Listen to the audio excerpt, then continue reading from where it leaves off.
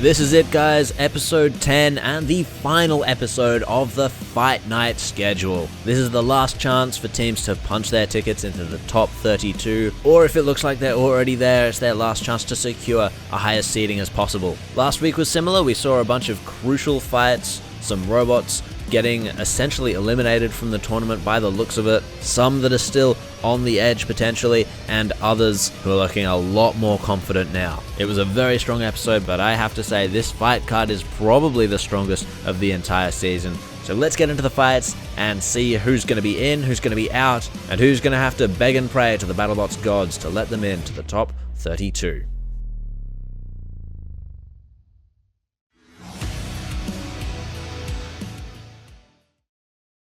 Alright, so we are starting this episode with two of the most powerful weapons in Battlebots history. Both of these robots are at 2-0. This is of course Uppercut versus Hydra. So let's start with Hydra. Jake Hewitt, who seems to be becoming something of a Russell Hantz of Battlebots, started out the season pretty well with a win against the highest ranked robot here, Witch Doctor, and followed that up with the infamous defeat of Huge, which is perhaps a difficult fight to analyze if you're on the selection committee. But nonetheless, Hydra is proving itself to be one of the movers and shakers of this season. Let's move on to Uppercut and Alex Hattori, who has brought one of the most powerful vertical spinners I think we have ever seen in the competition to date. They've scored knockouts against Gemini and SawBlaze, much to the horror of their opposing teams, and apparent bemusement of Alex Hattori himself. It's terrifying.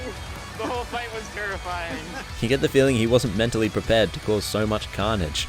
Both robots debuted last season and so don't have a huge repertoire in terms of who they've fought thus far. Hydra has fought a few vertical spinners, Witch Doctor, Warhawk, Hypershock, and the only one that it's lost to is the drum spinner Minotaur, so that at least looks fairly promising. Uppercut, on the other hand, hasn't fought any flippers. The most similar robot to Hydra, I'd say, would be Breakerbox, which certainly worried Uppercut during that fight, but Uppercut was able to land a few hits with its spinner, and really that's the important thing here. Uppercut's weapon is so powerful this season that even just a couple of hits can utterly ruin anyone's chances. I mean, just look at SawBlaze. They were in bad shape after 2 hits. Jake Hewitt is going to have to be exceptionally careful to avoid the front of Uppercut, because any hit from that weapon could do untold damage. The advantage that Hydra will find is that Uppercut isn't necessarily the most balanced robot, as we saw in that Breakerbox fight, and so could be put completely off kilter, especially when that weapon hits the floor.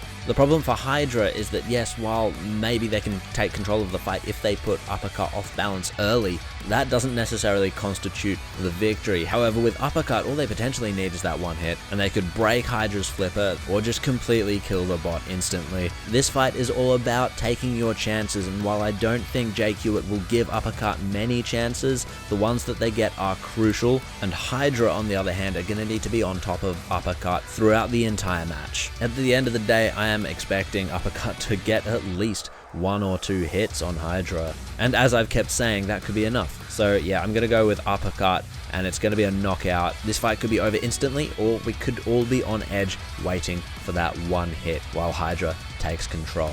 Regardless, in terms of their top 32 aspirations, I was actually expecting these two robots to be seeded 1 and 2. They're fighting each other, so that's probably unlikely. But having said that, I think we'll see the winner of this fight, be it Uppercut or Hydra. I think they'll be the top seed. The selection committee really like Hydra. They were 3rd seed last season at 4-0 despite a questionable strength of schedule, especially when you compare it to their fellow 4-0 robot Death Roll, which was seeded 3 spots lower. So yeah, I think the selection committee really like this robot. And Uppercut, on the other hand, the hits that they've dished out have been insane, and that's obviously really drawn the eye of the selection committee. The loser of this fight will still be seeded in the top 10, I suspect, despite it being at 2-1.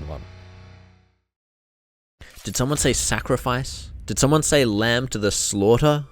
Did someone say rusty? I hope Dave Eaton's okay with this. Not only were the producers content with giving it a rocket-propelled suppository, courtesy of Beta, but now they're willing to see it get cut up and grilled like Sergeant Bash never went out of fashion. Because they are fighting against SawBlaze. Jamison Go comes into this at 1-1 with a win against Whiplash, a loss against Uppercut, 2 very good robots, so a decent strength of schedule there already.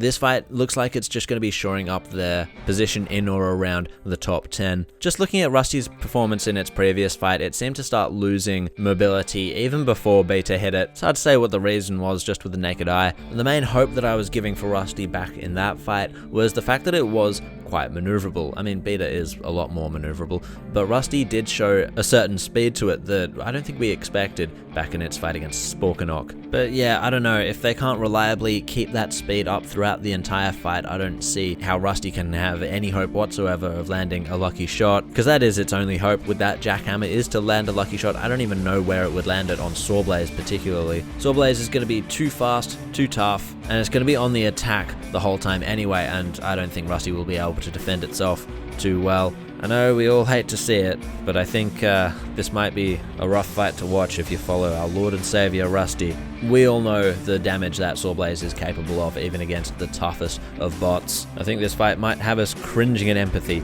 for Dave Eaton and Rusty. So yeah, my pick, obviously SawBlaze by KO. And this would move SawBlaze to 2-1. They're a top 10 robot, most definitely. A lot like Hydra, they're darlings of the selection committee. They were seeded 5th somehow in Season 3, and despite going 3-1 last season, weren't required to fight in a play-in match. So this is a robot that I can see landing pretty high in the seeding table. Rusty, on the other hand, 1-2 is a pretty good return for a robot that people didn't really think much of competition-wise. I really hope Dave Eaton comes back with a robot that is a little more optimized, but still just as charming as Rusty. So the next two robots fighting are two that have been pretty underhyped before and throughout the season. The first of these machines is Gamma 9. Thus far in Season 5, they have taken on the behemoth Chomp and sadly lost, but put in a pretty good performance at least. I suspect they might have had an untelevised fight, which is interesting because it potentially could mean that this is a fight between two robots at 1-1, the other one being Tantrum. Aaron Hill has improved his robot again for this season. It's much faster and much better driven than previous seasons. It's still really tough. The main problem still seems to be that they're not getting purchased with their weapon as often as they'd like, but there's still no doubt time to improve on that. They copped an unlucky loss in their first battle against Valkyrie, and then went 1-1 after defeating Atom 94 in a fairly dominant performance. In fact, really, they dominated in both of their battles. Looking back at their fight against Chomp, Gamma 9 did show some good speed and agility to try and avoid where that turret was pointing. However, we are comparing it with Chomp here, let's be honest. So against Tantrum, I don't think we're going to see it have that advantage. The way that Tantrum has dominated its two fights, and one of them against a seriously good competitor in Valkyrie, shows us that this robot is a step above what we've seen in the past.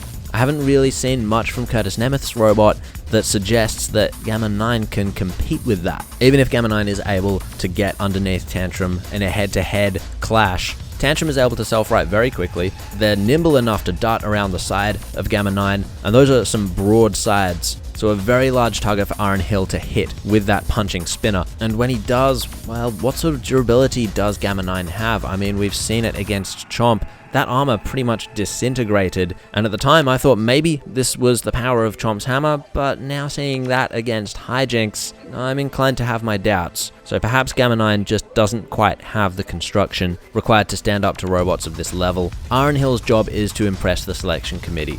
He needs to get that weapon to do some serious damage to Gamma 9, and to do that he needs to get right in underneath. He needs that punching mechanism to be working 100%, and he needs to be driving just as well as he has throughout the competition thus far. If he manages to do that, Tantrum could be seeded a lot higher than we might have expected coming into this season. So to wrap it all up, I'm going to say this is going to be Tantrum by knockout. I don't see Gamma 9 surviving this fight. Even if Aaron Hill can't always get that weapon to hit Gamma 9, its speed and power alone might be enough to subdue it. So as long as Tantrum wins this, I think they're a pretty safe bet to make the top 32. If they win this well, then they're probably going to be sitting pretty comfortably. Perhaps not in the top 16, but maybe somewhere between 18 and 21. possibly. It's a robot that a lot of us, I think, have been sleeping on, and it's going to be very interesting to see what matchups it gets in the top 32. If it gets some favorable matchups, this robot could run quite deep, but I think other vertical spinners are probably going to be its main weakness. Gamma 9, it's been great to see it back. It's always great to get another taste of the classics. It would have been nice to see a successful lifter robot this season, but sadly with these two losses, Curtis Nemeth is going to have to come back next year, and I hope he does. Alright, let's check out this fight, and it's between two robots that oftentimes it could come down to a toss of a coin as to whether or not either of them are going to work, and this is of course Hypershock versus Endgame. Both robots have been pretty unreliable in the past. At this point it seems that Hypershock is the one I'm questioning most coming into this fight. Endgame's had a pretty good run so far this season. They were just beaten up a little bit by Bloodsport. They were moving really well during that fight, but ended up getting hung up on something, copping an unfavorable hit from that powerful weapon, and smoking out from there. Their first fight was of course a victory against Tombstone, a famous victory there in the main event of episode 1. So I don't know, depending on the way that you look at it, they could still be on track for their best season of Battlebots yet. So looking at their opponents, Hypershock, as I said, unreliable this season once again. They burnt out against Gruff. I'm not sure if that was the flame or just Hypershock being Hypershock again, but they then ended up defeating Mammoth, and looked like they were back to their old dominant and aggressive selves. So it feels like it's a bit of a guessing game as to whether or not either of these robots is going to actually perform at 100%. Nick Maybe and Jack Barker have thus far only fought against horizontal spinners this season, so I'm not sure what we're going to see from Endgame now that they're going up against a fellow vertical spinner in terms of the attachments at the front. We've only seen that really chunky wedge thus far, which, you know, that would be a reasonable pick against a vertical spinner. It just might not allow them to have the reach that they're looking for. Hypershock likewise has only fought against lifters this season, therefore they've only been going in with the armor plates at the front, which allow for maximum reach for their vertical spinner. It'll be interesting to see if they do go a wedge this time to try and get underneath the front of Endgame. We have seen Hypershock go pretty well against vertical spinners in the past as long as their weapon's been working. Monsoon was one such victim, despite the longer bar allowing them to potentially outreach Hypershock. That didn't eventuate. Will Bales has also given Bite Force some trouble back in Season 4, and we know just how hard they are to bait. Endgame, in the meantime, has had a pretty patchy history against vertical spinners. Both defeating the powerhouse Cobalt, but also losing to Ribot in the same season makes this quite a confusing robot to tip, and it's worth mentioning that even they have given trouble to Bite Force. They also dominated top 4 robot Death Roll last season during a fight, and ended up losing that just because they weren't able to self-right. Come on, turn over! You gotta show me some kind of movement, guys! So despite recording a few losses against vertical spinners, it does seem like there is more good than bad there for Endgame. Maybe it's the amount of reach that their larger weapon gives them, but having said that, against a drum spinner like Minotaur, they weren't able to take advantage of that reach, and it was Minotaur that dominated Endgame. A lot of the time, they end up losing these fights more due to unreliability or lack of maneuverability, and Hypershock was certainly looking a lot more maneuverable in their fight against Mammoth. The thing is though, Will Bales could be somewhat reckless and seek the head-to-head clashes. Why did I keep hitting him? And that's where I think Endgame will have the advantage because of that reach from their weapon. God, this is such a difficult fight to tip. I think I'm going to have to go with Nick Maybe, Jack Barker, and Endgame. They have the power in the weapon. They also have the reach in that weapon. They're looking more reliable than Hypershock this season. They're looking more maneuverable than they have in the past. God, this is going to be an interesting fight. It could be over very, very quickly as well. I'm going to say it's going to have to be a knockout. It's going to be Endgame. This will put Endgame on 2-1. I reckon they've secured their top 32 spot anyway with their defeat of Tombstone earlier in the season. Will Bales and Hypershock are going to have to hope for a bit of luck here, going 1-2 and potentially falling out of the top 32. I reckon the selection committee is going to have to make a decision to leave out just one of the following: Captain Shredderator, Gruff, Hypershock, and if they lose, Tantrum, but we'll have to see what happens. It really is do or die for Will Bales here, more so I think than the Endgame team. So it's desperation stakes for these two one-on-one bots. Brandon Selinsky and his front-hinged flipper P1 takes on Joe Fabiani and one of the more unique creations that Battlebots has seen, SMEEEE. Both of these robots have had fairly quiet seasons. SMEEEE scored a victory against Sharko back in episode 1, but it wasn't the most spectacular of fights at all. And then they were defeated by Pain Train, despite their opponent literally coughing up their own weapon. But it was a fight where Pain Train definitely proved that SMEEEE was vulnerable to being outmaneuvered and that the side drive pods weren't the most durable. We really haven't seen much of P1 in the meantime. They had an untelevised fight against Kronos, which fortunately they won, and it seems like they really did their homework on Kronos in that fight. They then went up against Copperhead, and it was a 2-punch knockout, where P1 proved that it still had some improvement to do in terms of durability if it were to take on tougher competition. So the problem with SMEEEE is that I don't know if anyone knows how to fight it, and I don't know if SMEEEE knows how to fight anyone else either. I mean, it's a fairly new design, so as an experimental robot, there's no rulebook or guide on how to fight different types of robots. So Joe Fabiani and his co-pilot Brandon Unger are needing to make things up on the fly, essentially. I also don't feel like they've been able to execute whatever strategy they've got properly because those springs on the robot seem to be wound a little too tight, and they're not able to encircle anyone properly. P1's not the fastest robot out there, but I feel like it's going to be faster, more maneuverable, more easily driven than Sharko or Pain Train, and is a chance to get around to the sides or the back to actually start launching some attacks. SMEEEE has a bit of a limited capability of doing damage as well, since those undercutters don't have much reach at all. They seem to be kind of powerful, but haven't really featured in either of their 2 fights thus far, except for being ripped out by Pain Train. So unless P1 gets caught on something, or runs straight into them wheels first, I don't see those undercutters doing that much damage. It's a tough one to call, as all of SMEEEE's fights have been thus far, but I'm going to give it to P1. I think they have the maneuverability to get around SMEEEE. I don't think Brandon Zielinski will bother going headfirst into the wedges of SMEEEE, since I think he's probably going to have learned from the Sharko fight specifically that that's not a great idea. You can't really accomplish that much from doing that. But yeah, I think P1 will be able to at least launch a few attacks on SMEEEE. It might be able to get a few lifts on the sides of SMEEEE, and if they go wedge first into those undercutters, I don't think they're going to take that much damage from them, and that'll be enough to impress the judges. So yeah, I'm going to go P1 by judge's decision. This would put SMEEEE on 1 and 2 and a respectable return for a debut of a completely unique design, which is always nice to see. P1 on the other hand goes 2 and 1, and I didn't really expect it, but that definitely puts it in contention for selection in the top 32. If there is a 2 and 1 robot that misses out on the top 32, I'm gonna say that it has to be P1. Unless there's another robot with a lot of untelevised fights that we don't know of yet, we're just gonna have to see. Sometimes it just be like that. Here we have battle number 6, and it is Grabot against Beta. So this is going to be Beta's 3rd fight for the season. They're already at 2-0, so I think it's fairly safe to say that they've made it to the round of 32. But if they beat Grabot here, that can mean an emphatic 3-0 return season for the boys from Britain.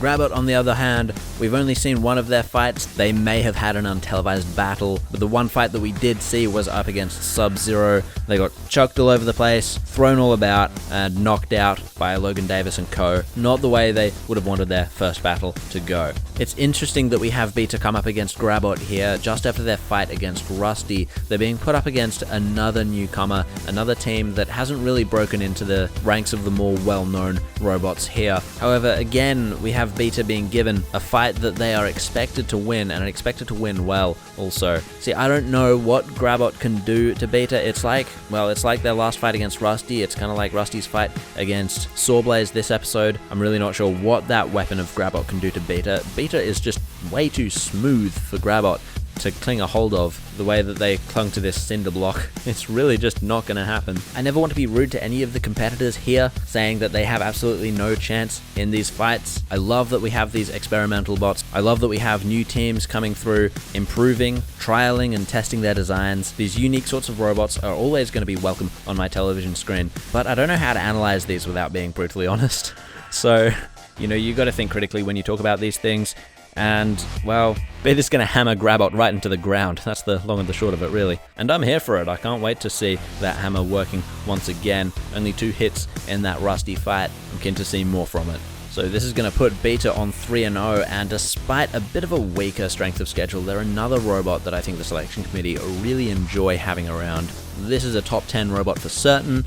I'm curious to see whether it'll go over the likes of Mad Kata or a 3-0 Valkyrie if they win this upcoming fight. But yeah, I see Beta as a robot that can run pretty deep. It's a robot that can fight a variety of weapon styles, and that's going to put it in good stead when it hits the round of 32. Grabot, in the meantime, it's been nice to have you guys around. Only 2 short fights by the looks of it. Hopefully they can last in this one longer. But all that's left to say is I hope to see you guys next season, or maybe even in a Bounty Hunter episode. Beta by KO, if you hadn't picked up on that. Okay, here we go. Valkyrie versus Whiplash. Now, the fact that this fight is a potentially very close fight to call just shows us how far Valkyrie has come in the past few seasons. But now here they are, Leanne Cushing and Frederick Moore, with a 2-0 record, with wins over Tantrum and Rotator. An impressive win over Rotator at that. A bit of a lucky win over Tantrum, but that last fight is definitely the best that we have seen Valkyrie perform. That was sick.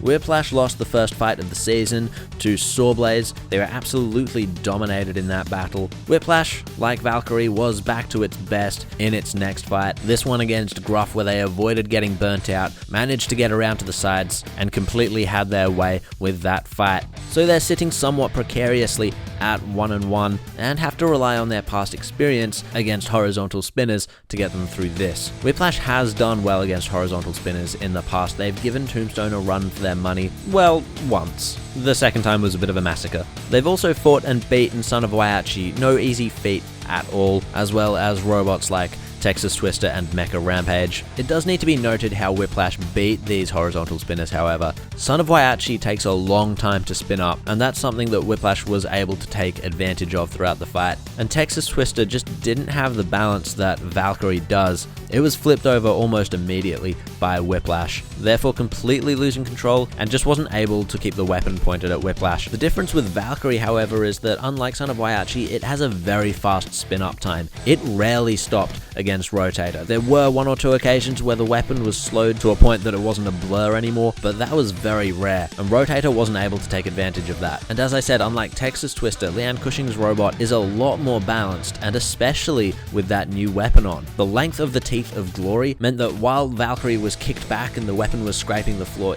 Valkyrie just wasn't going over, it wasn't getting flipped, and that is something that they cannot afford to have happen against Whiplash. They might have taken note of this, and they might actually go with Glory in this fight, despite Whiplash technically being a vertical spinner, and the Valkyrie team preferring to go with Sweet Caroline. They might simply be more concerned by the lifter. Whiplash is going to need to do the whole Kenny Florian thing, get in close and start grappling with Valkyrie if they have any hope of winning this. They really want to flip Valkyrie over because it lacks maneuverability when that happens. It also makes it a lot easier to push around as well, since you're more likely to get underneath the weapon when that happens. It's obviously also important for Whiplash to grapple here to stop Valkyrie's weapon from getting up to speed, but man, I don't know, like it seems to get to top speed really quickly. And it seems to me that these days, most weapons are able to dish out a similar amount of power per hit, and it's becoming more about how fast you can get to that top speed, and therefore how many full impact hits you can actually dish out. And robots like Valkyrie and Uppercut particularly seem to be getting this really on point. Whiplash is a tough bot, but it is not the most durable robot. Its focus seems to be more on agility, and Valkyrie is a very difficult robot to get around since it can turn on a dime. It can also hit from most angles, so it seems to me that the damage that it can deliver will come often enough and will be enough in magnitude that Whiplash will start to lose armor and potentially tires. I actually think Valkyrie will win this. I actually think it might be by knockout. It's going to be a fascinating fight, and I just don't see Whiplash getting underneath Valkyrie often enough.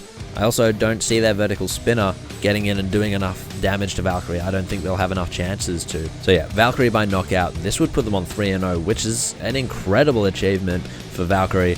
They've not made the top 16 in the past. Now they're potentially going to be, if they win this, they're potentially going to be a top 10 seed.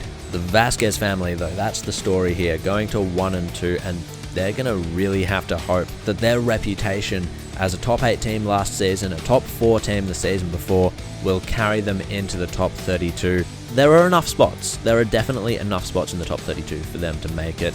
I'd be surprised if they didn't, just with that history. But yeah, the question's going to be how far down do they go and who do they have to fight in the round of 32?